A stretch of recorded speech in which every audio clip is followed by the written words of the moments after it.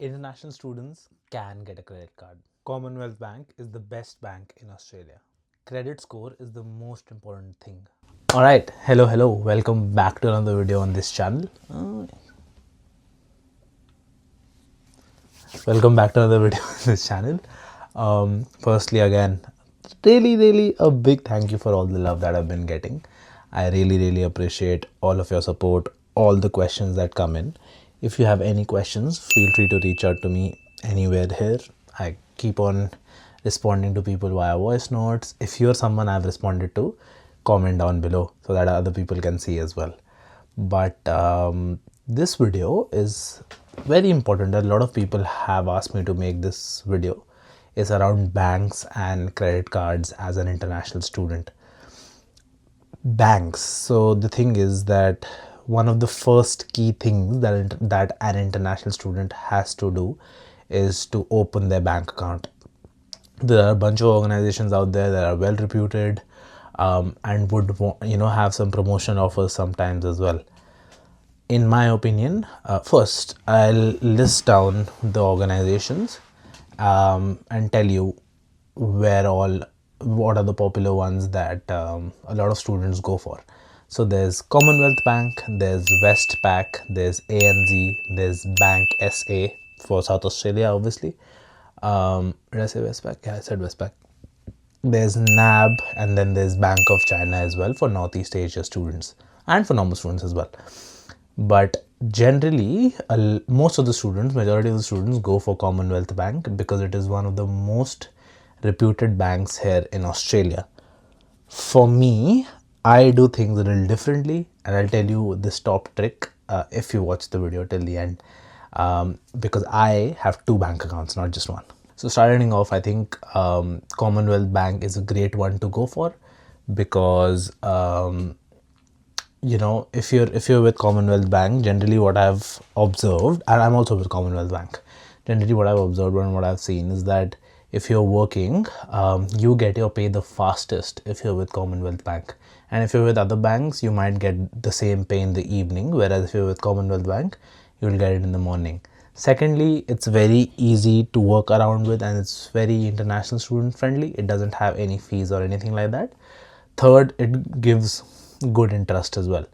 Now, where I'm coming from India. We get close to 5-6% on our savings in our bank account, whereas in Australia it's really low. Sometimes it's 1.5%, 2%. So that is where I don't like Australia, because as an international student, it's hard to invest in the Australian stock market as well because I don't know anything about it, right? But on the other hand, if I keep it in my savings account, it's not accumulating any interest and the money is just sitting. So that is why I have two accounts. Except these big ones, there are some small banks like ING that give really high interest. Not really high, around 4.5%.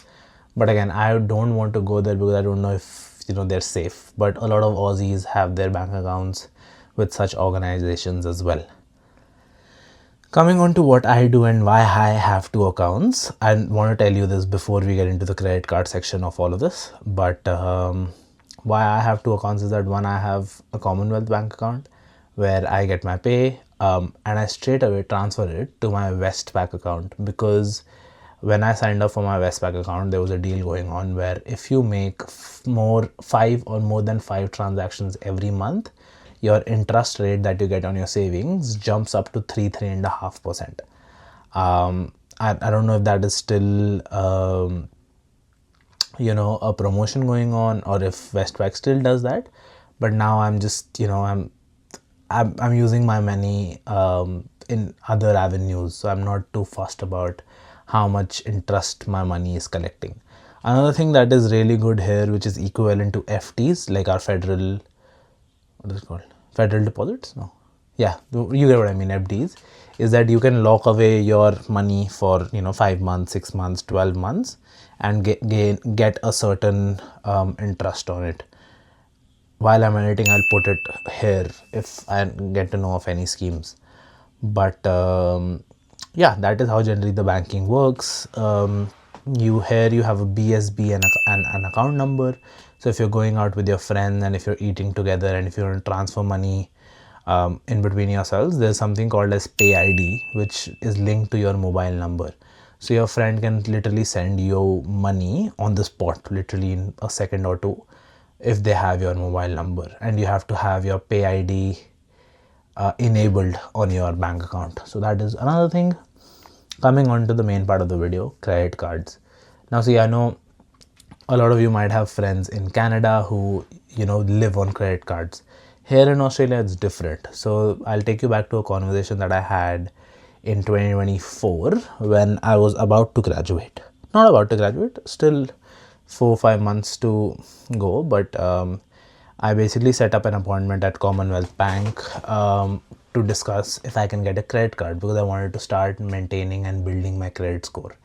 Credit score here is really important because that is one of the things that is looked on when you go to buy a house, how much lending power you will have and how much mortgage you might be able to get. So I wanted to build that credit score, I wanted to maintain that credit score, hence I wanted to go for a credit card, and also because of the frequent flyer points and the other benefits you get from it. Scheduled an appointment with Combank, met with one of the Combank representatives, and expressed that, hey, I'm an international student, I want to apply for a credit card. Now this is something that they hadn't heard from migrants and from international students a lot, because I don't know why students are not going for it and why students are not going for these perks. But basically what they asked was that your annual income has to match our standards, and only then you'll be eligible to apply for a credit card. They had all my income and expenses statements in front of me, which brings me to another point. Everything is tracked. Your tax, your income, your expenses, everything is tracked via your bank account. So don't work in cash, don't do anything illegal, because what is the opportunity cost, right? Going back to credit cards, they asked me what my annual income was. I told them that I'm working on a casual basis in 2 to 3 roles. I'm working 24 hours, which I'm allowed to, but there's no really fixed income. So they went through my income statement. They said, yep, you're earning X, like an average of X amount every week, which then gave them my suggested annual income. Fortunately, my suggested annual income surpassed their eligibility criteria, and they started with my application.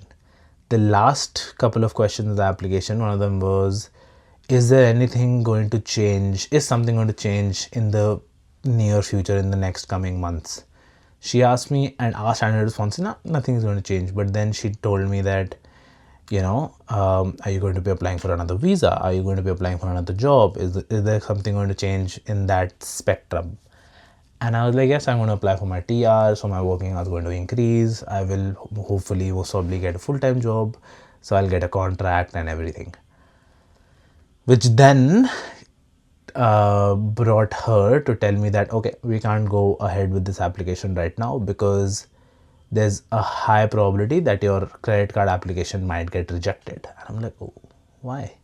So she said that, see, if you would have come to me a year ago and you would have had the same jobs, you would have happily gone through with it. But right now, since I have to take yes, most probably it'll get rejected because they wouldn't know if you'll get the visa or not, if you'll get a full-time job or not. And I know I'm a migrant myself, like she was a migrant herself. She knows that the probability of me getting that visa is 100% and me working more is 100%. But from a theoretical perspective, but from on paper perspective, they can't bet on it. So hence she didn't go ahead with my application, because she said that if you have a credit card rejection on your profile, that is deemed to be very negative. Hence we didn't go ahead with the application. But that is why I'm making this video. If you have a sorted casual job and if you have 2-3 years of visa remaining, like student visa remaining, apply and get that credit card, because you can gain a lot of points, you can accumulate them, and also create and maintain your credit score.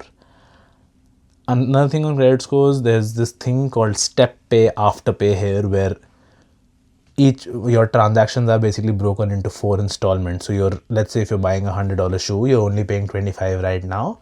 The next 25 you will pay in the next fortnight or in the next week, and so on and so forth. A lot of people do that because obviously they don't have that many funds, or they don't want to spend that much at once. But all of that is also makes up your credit score. So if you're late on those payments, if you're not making those payments, that really affects your credit score. So I'll suggest you to stay away from all of that. But yeah, that was the video on banks, credit cards in general, and how you should go about it. If you have any questions, reach out anywhere over here. A lot of you haven't subscribed, so hit that subscribe button, and I'll see you in the next one.